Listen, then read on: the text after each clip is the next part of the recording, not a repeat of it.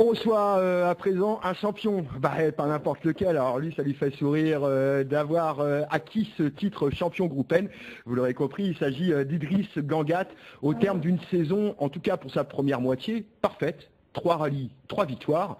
Après, mode gestion et puis pour être honnête, quand les copains d'en face sont en forme, difficile d'aller les chatouiller. Tout à fait. De toute façon, nous, on a basé notre saison sur la constance et la régularité. On fait un petit peu les comptes. Sur les 2 dernières saisons, on a fait 12 rallyes. On est rentré à 11 rallyes avec la voiture. Donc, la voiture est très, très, très fiable. Performante également. Nous aussi, on a réussi à quand même monter en performance. Et il fallait qu'on gère notre course pour terminer, pour pouvoir remporter ce championnat. Alors il y a plusieurs éléments. Déjà en début de saison, l'arrivée de Laurent Soubadou qui a été un petit peu poil à gratter. Alors certes, la régularité, la constance est importante, mais on a quand même envie d'y aller. C'était quand même une bonne chose. On a vu effectivement tes chronos qui sont améliorés.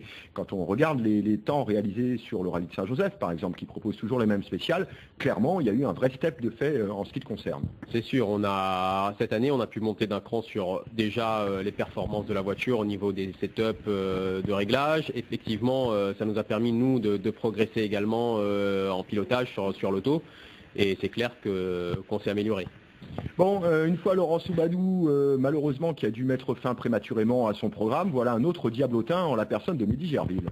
Tout à fait, Mehdi est arrivé en cours d'année, il a fait son premier rallye sur la Soub au Tour Auto, il a roulé très très très bien. Ensuite, il est venu aux 1000 km où il a mis tout le monde d'accord et il est revenu là au rallye de Saint-Louis où il s'est tiré une bourde d'enfer avec Johnny. Nous, on s'est fait peur lors de la première spéciale, donc on a préféré la jouer mollo et rentrer pour pouvoir enlever le championnat. Bon, quand on regarde tes différentes images, tu parais beaucoup plus fluide aujourd'hui dans ton pilotage. Ça tient à quoi? Les notes, le réglage de la voiture, la connaissance, l'expérience? Je crois que c'est un petit peu un cumul de tout ça, hein. L'expérience, c'est clair, la connaissance de la voiture, les notes qui sont beaucoup plus précises et aussi tout le package qui fait qu'on est beaucoup plus propre, beaucoup plus coolé, qu'on connaît la voiture aussi, donc on la pilote un peu mieux qu'avant. Une des particularités de cette lanceur Evo 9 dans le joli monde du groupe N est que c'est une des rares à avoir été montée en local, l'autre étant la Soub de Johnny Picard, ex-Picard, désormais Mehdi Gerville. Comme quoi, hein. Oui, comme quoi on n'est pas des gouillards ici, on a réussi à monter de très bonnes voitures. Celle de Johnny en est la preuve, hein. Elle a je pense 12 ou 13 ans, elle est encore très très performante. Et bon, la nôtre, c'est sûr qu'au début, elle était améliorée, mais là, sur les 2 dernières saisons, on a quand même eu de bons résultats et la fiabilité, la performance était là.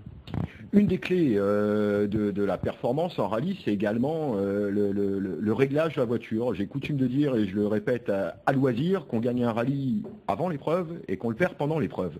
Il y a des techniciens désormais de haut vol qui sont implantés à La Réunion.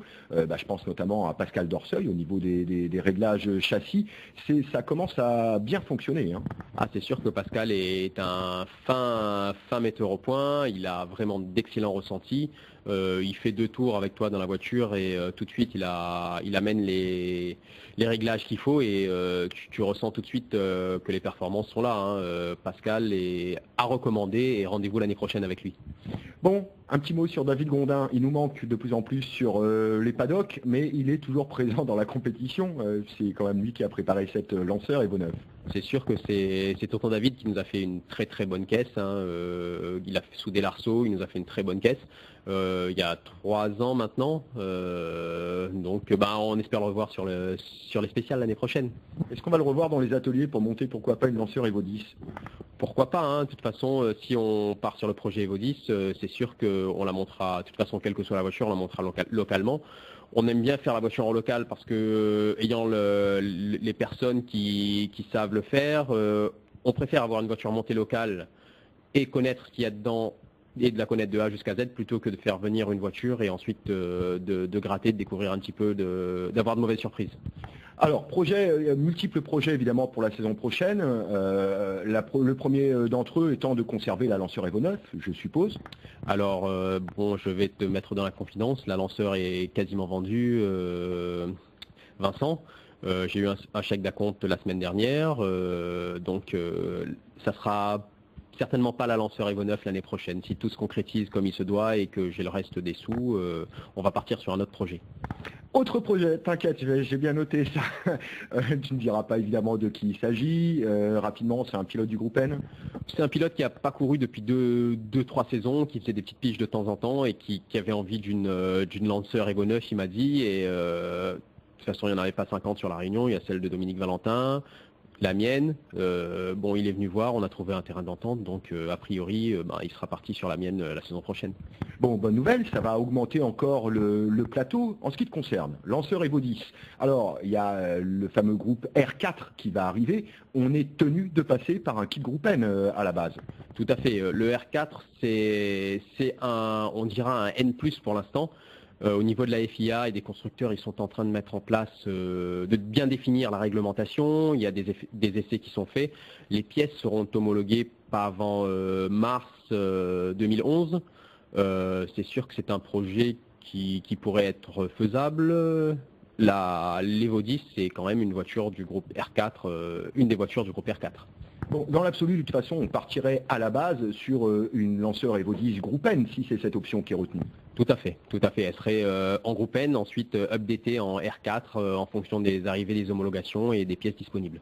Bon, a priori, on se dirige vers une bride de 33 sur le R4, avec par contre une chasse au kilo supplémentaire qui paraît bien avancée, et cette fameuse pierre d'achoppement, bois séquentiel ou pas. Les deux constructeurs asiatiques ne sont pas encore tout à fait d'accord, ça devrait arriver rapidement. Tout à fait. Je pense qu'au début des homologations, il y aura uniquement un gain de poids au niveau du vitrage et des portières, capot et haillons, coffre, pardon. Pour la boîte séquentielle, c'est pas figé. On reste en bride de 33. Il y aura par contre des améliorations au niveau des trains roulants avant et arrière. Ouais, voilà, l'objectif étant évidemment d'aller chasser les S2000, puisque Subaru, par exemple, a déjà confirmé leur engagement l'année prochaine dans la série IRC. L'objectif, c'est de se rapprocher de ces diablesses de S2000 qui sont pour l'heure encore devant. Autre projet, Idriss, à part la Lanceur Evo 10 N passée éventuellement en R4. C'est sûr que, bon, moi, mon souhait, ça aurait été d'avoir une boîte séquentielle. J'ai envie de goûter une boîte séquentielle. Là-dessus, on a deux véhicules qui sont performants et qui sont quand même un coût de revient kilométrique raisonnable. Nous, c'est ce qui nous importe avant tout, c'est la DS3 ainsi que la Clio. On ziote beaucoup sur ces deux projets.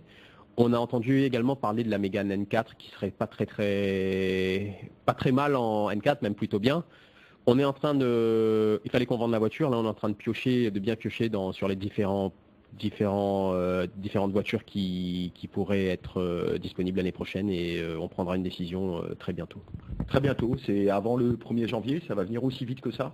Oui, là ça se bouscule, hein. Je pense que à partir du moment où j'ai eu quand même un client pour l'Evo 9, là il faut qu'on prenne des décisions. On prend un maximum de renseignements, on essaie de regrouper un maximum d'informations pour pouvoir prendre une décision sereine et fiable et efficace.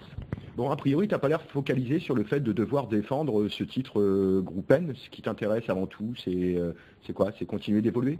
Oui, de toute façon, moi, je fais le rallye avant tout pour le plaisir, hein. On aime avoir de belles voitures, on les monte localement. C'est déjà une passion que de faire évoluer les voitures dans mes ateliers. On suit ensuite tout ce qui avance au niveau des nouvelles voitures et c'est clair que si on sera en groupe N, on tâchera de défendre ce titre. Maintenant, on veut bien partir sur d'autres voitures. C'est un plaisir avant tout. Voilà, on va être clair, hein, tu t'es positionné sur différents projets, DS3, Clio R3, je suppose que tu as déjà des pistes. Clairement, on est sur une grosse semaine d'hésitation. Tout à fait, une grosse semaine, une grosse quinzaine, on dira, d'hésitation. C'est en fonction aussi de disponibilité des kits parce que à ce jour, en disponible, qu'on puisse monter rapidement, il y a la Clio R3 et l'Evo 10.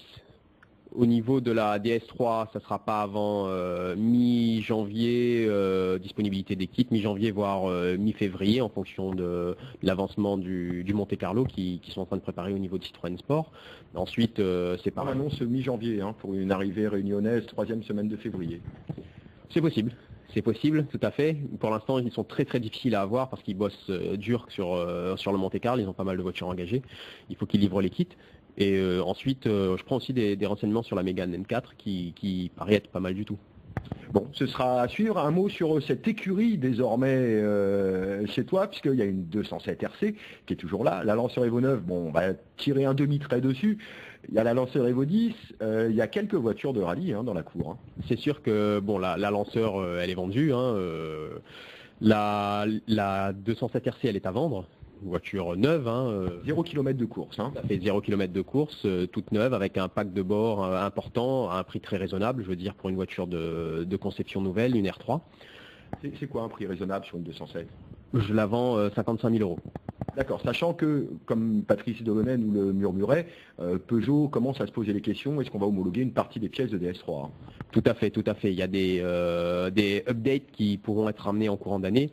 Je pense qu'ils le feront de toute façon pour pouvoir être dans la course au groupe R avec les autres voitures.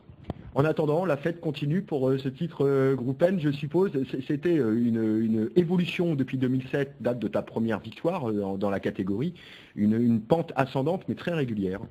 C'est ce qu'on a voulu faire avec l'équipe, c'est d'être régulier, de rentrer un maximum de rallye, d'emmagasiner un maximum d'expérience et de roulage sur la voiture, de pouvoir être de plus en plus performant.